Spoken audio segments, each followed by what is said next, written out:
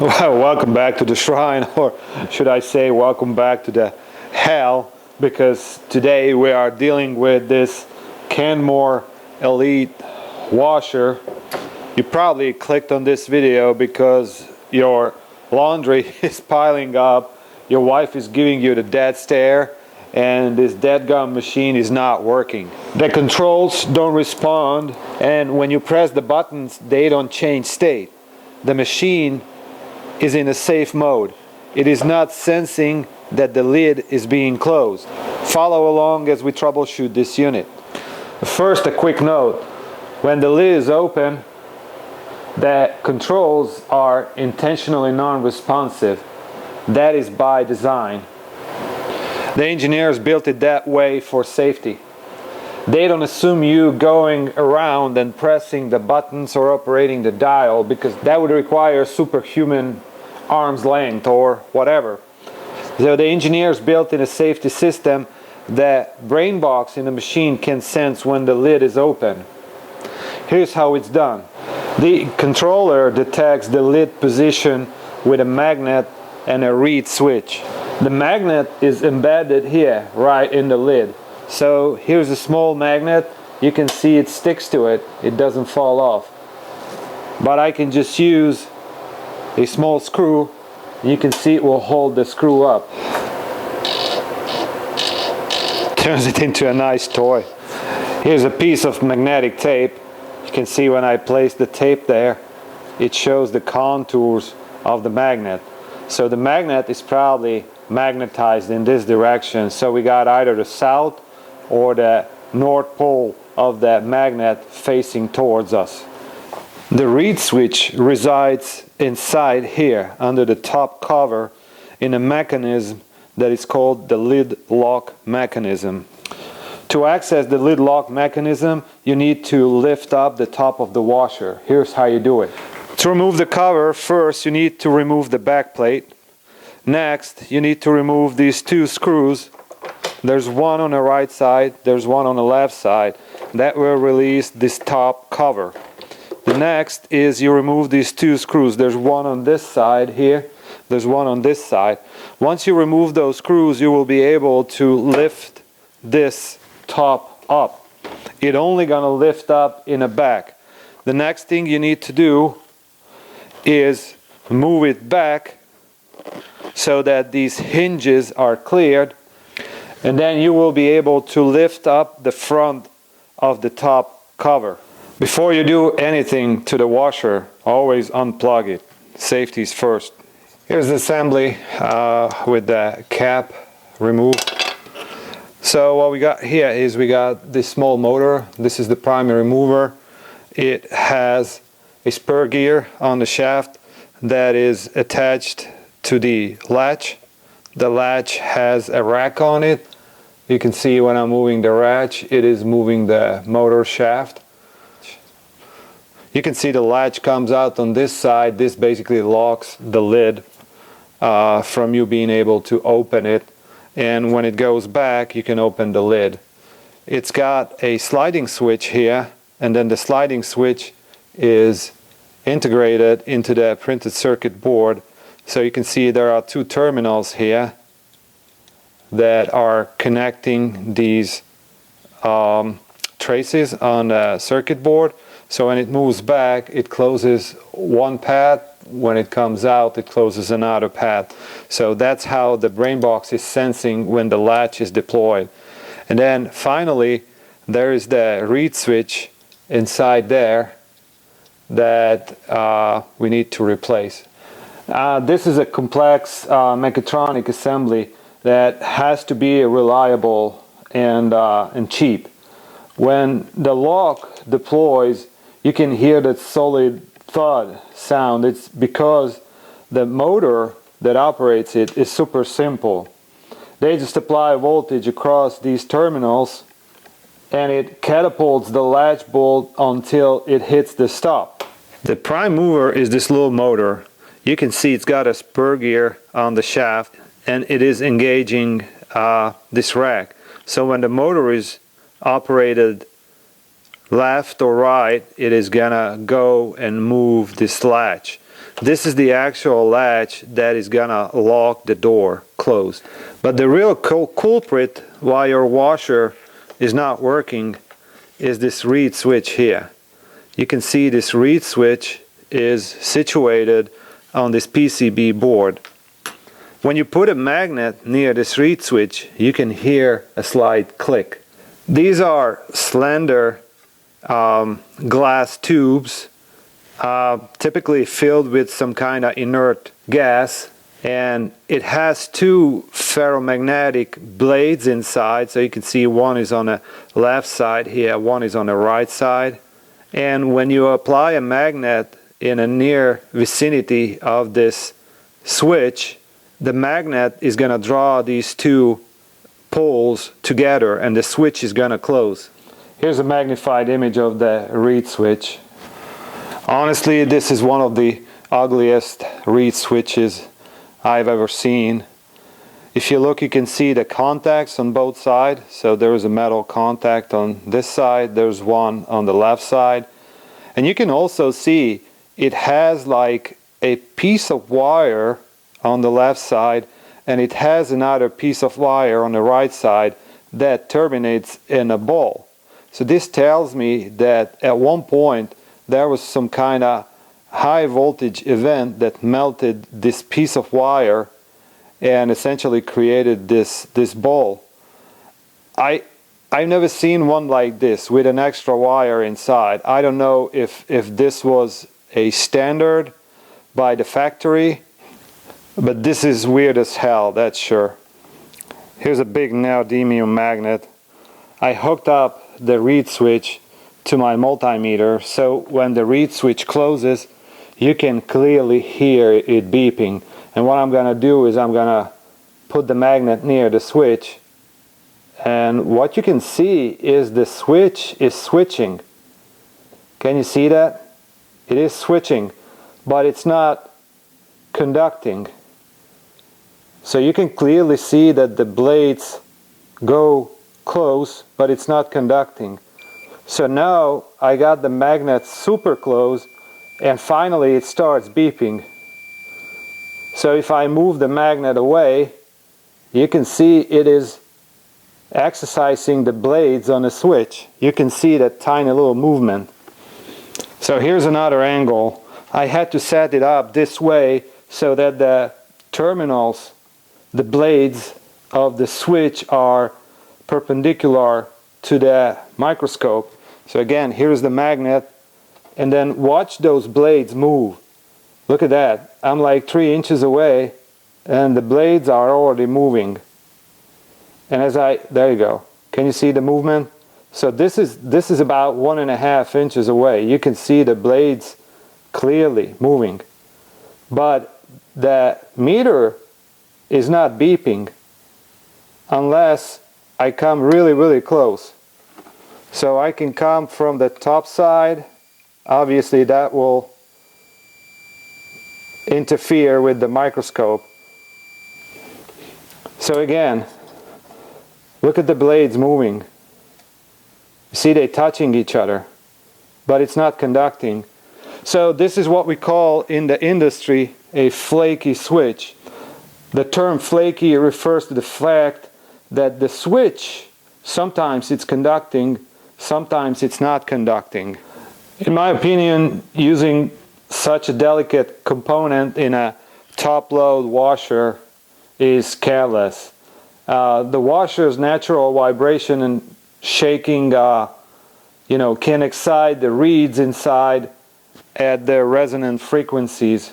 The switch sits on the top, so it feels all that motion, and in this case orientation matters, how the switch is oriented within the washer.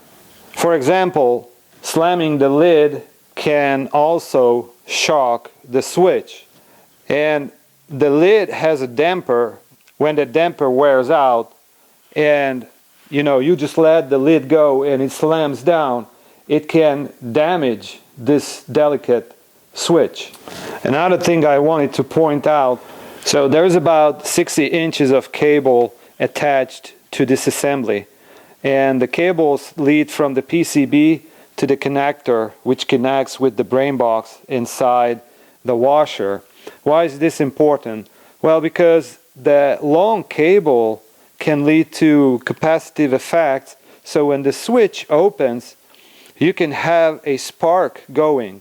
And if the inert gas inside the switch is indeed gone, then you can have an erosion going on the contacts, or some kind of oxidation. I'm not sure exactly which physical effect is happening, but that even if the contacts close, you're not going to have current flowing. So I got a box of these reed switches from Amazon in a shiny box. Kenmore loves it. I think there is 6 of these switches for $5 or $6. So this is basically a $1 component.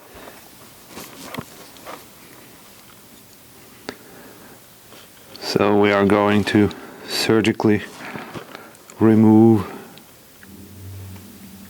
the switch.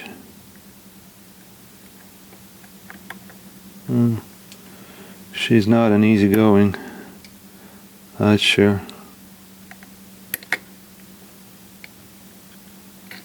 There you go. So let's do the same thing to the other side. Okay, it's a real stiff assembly. That's why it doesn't want to move.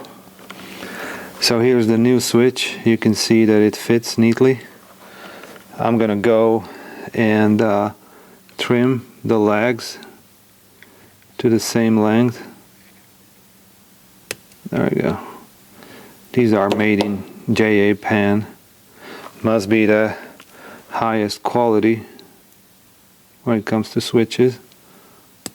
There you go. I trimmed the length.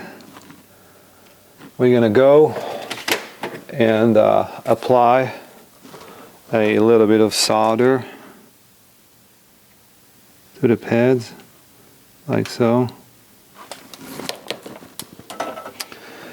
And then hopefully the switch is pre-soldered. So I also want to make sure that it's got the same orientation as far as the switch terminals are in the same orientation as the original one. There you go. What do you think? Okay. So let's hook up the meter to it. See what the meter says. I soldered on these wires. Here's the magnet.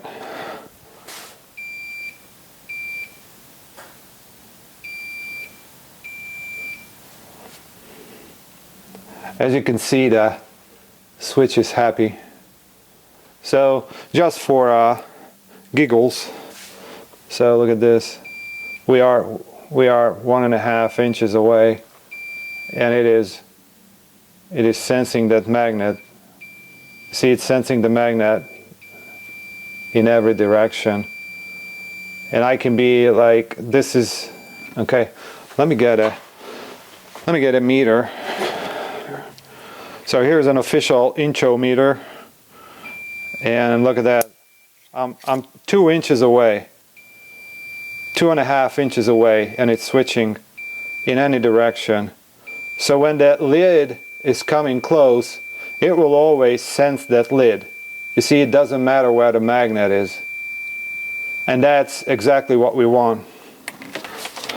Now look at that. I found an empty page.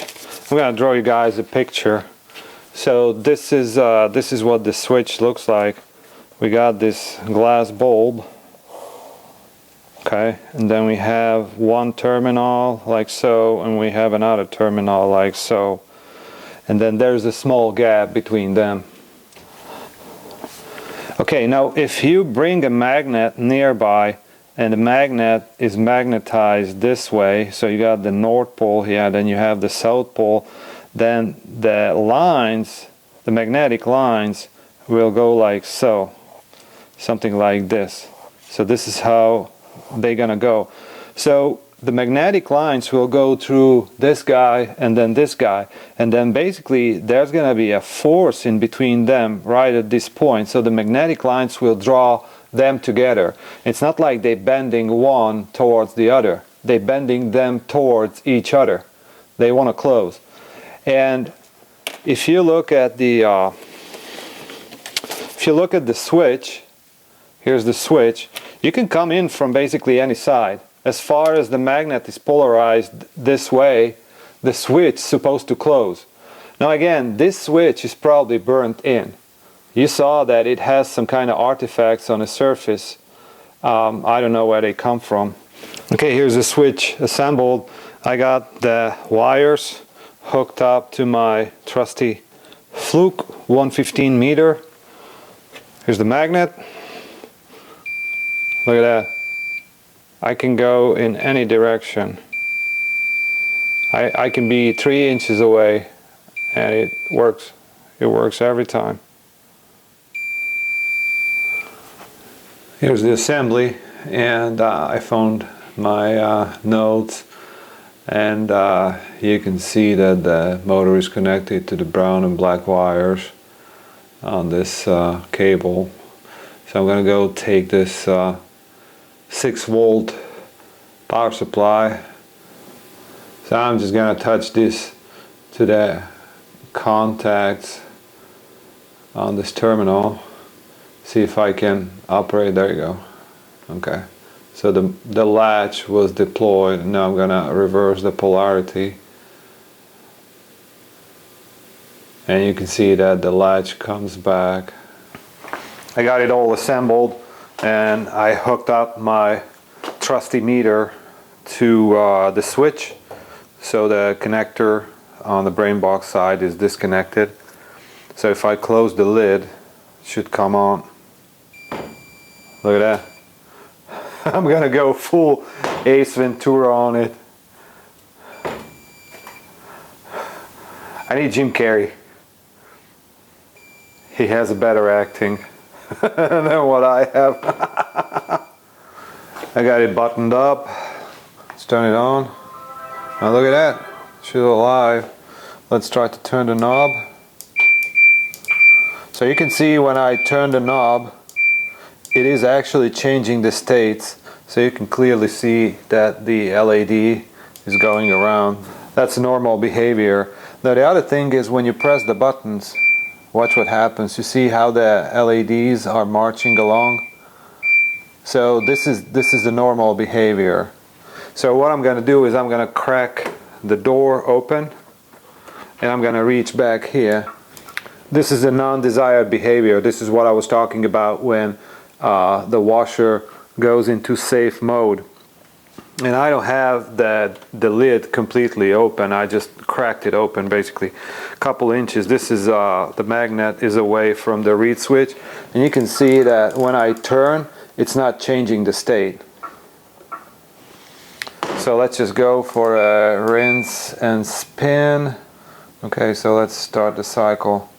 So let's see if it locks the lid. We should hear a thud. There you go. So now we have the lid lock indicated here, and indeed I'm not able to open the lid. That latch is deployed. The washer is running. It is operating some kind of pumps inside, so she's happy. Hopefully the wife is going to be happy, and hopefully when you fix your washer for $1, your wife is going to be happy. Thanks for tagging along. Hopefully you guys learned something, and see you on the next one. Bye.